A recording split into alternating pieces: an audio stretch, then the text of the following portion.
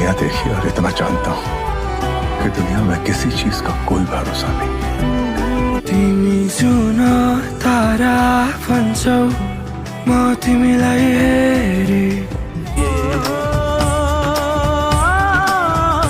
मैले हिँडेको उसको फोटो मसँग जहिले पनि हुन्छ।